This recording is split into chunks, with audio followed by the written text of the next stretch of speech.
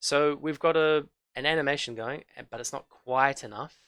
What we need is the NPC to be able to hear that message and say, oh no, the player's attacked, I guess I will take some damage. Let's edit our NPC.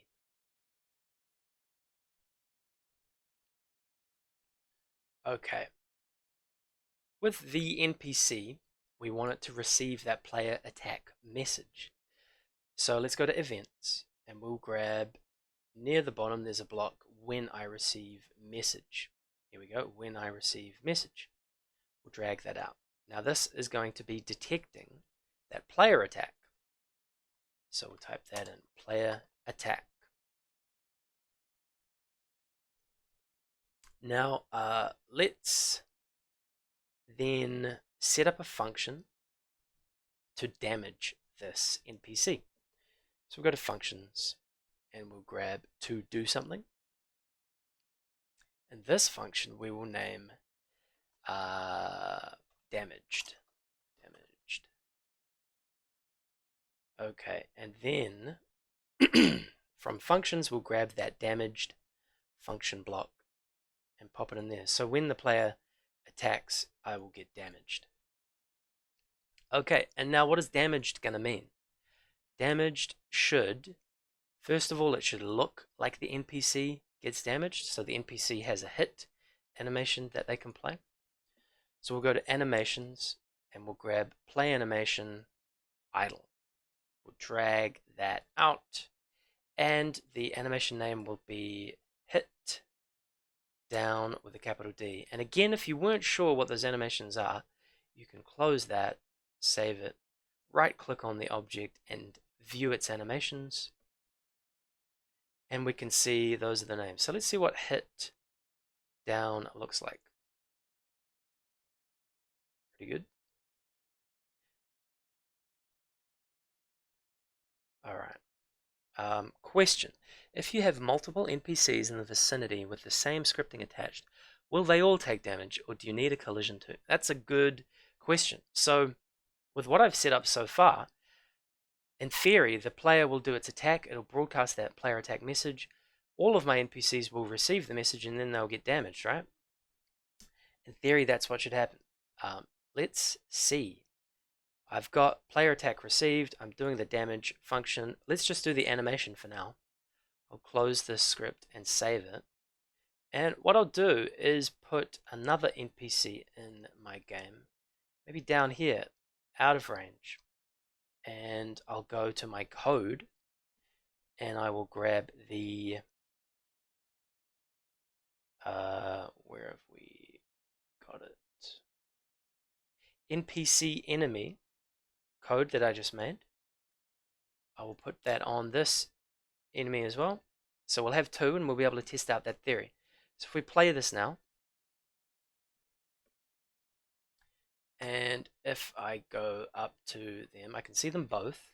If I hit spacebar, they both start playing that animation.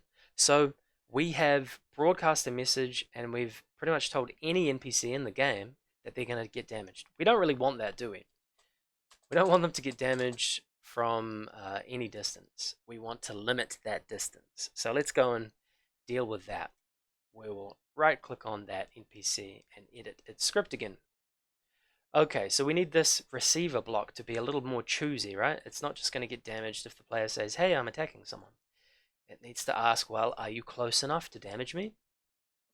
So we'll ask that. We'll say if distance from myself to the player is less than, and we'll figure out a good range for it to be close enough.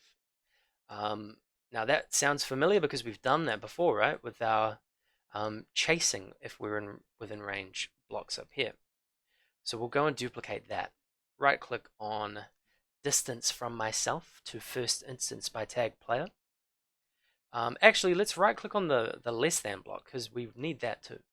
So we'll right click on the less than block and duplicate that, and we get all of these blocks we can go and reuse. And we need to pop those in an if block. So we'll go to control flow for that, and under conditionals we want if do.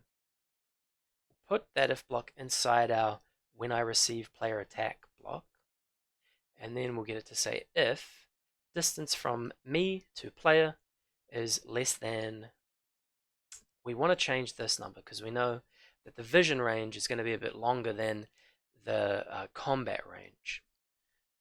I've played around with this a bit and I found that 80 is a pretty good number, but you want something around that, maybe 100, maybe 50.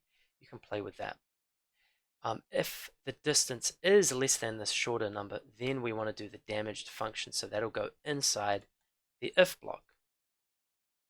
Okay, now let's test that.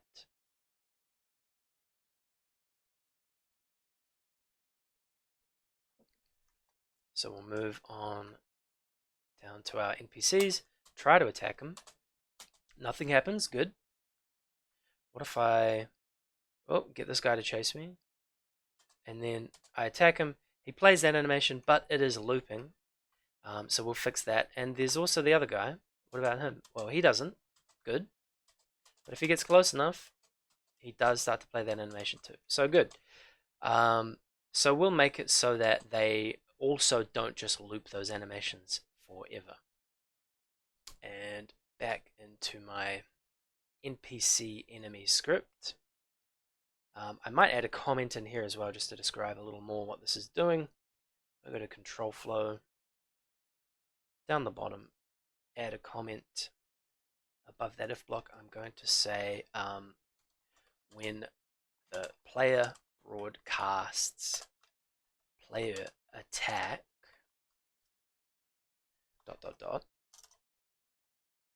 and then I'll get another comment inside the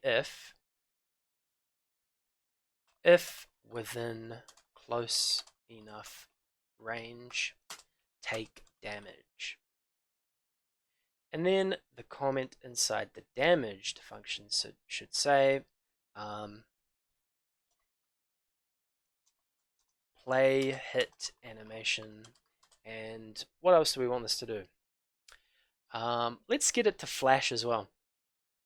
And flash, games oftentimes do this. They'll kind of flash in and out.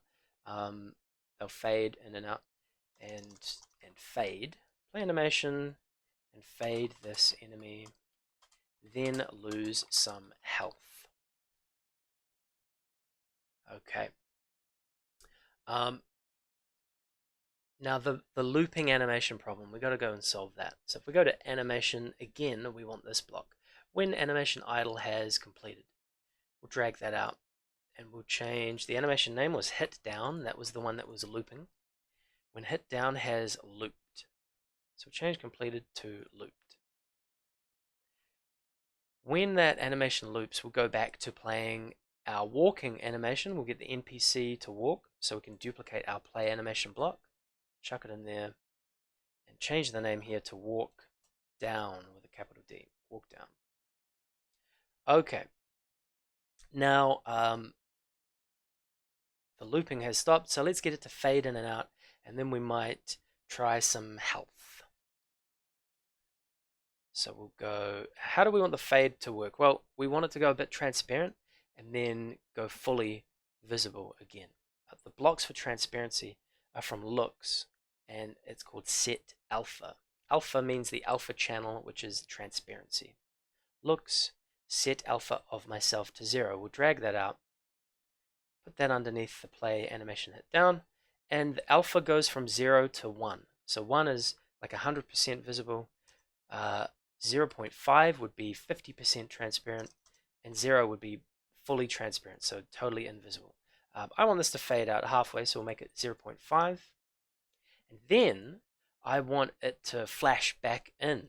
So, but I want that to happen after a little delay. Time delay blocks are from control flow.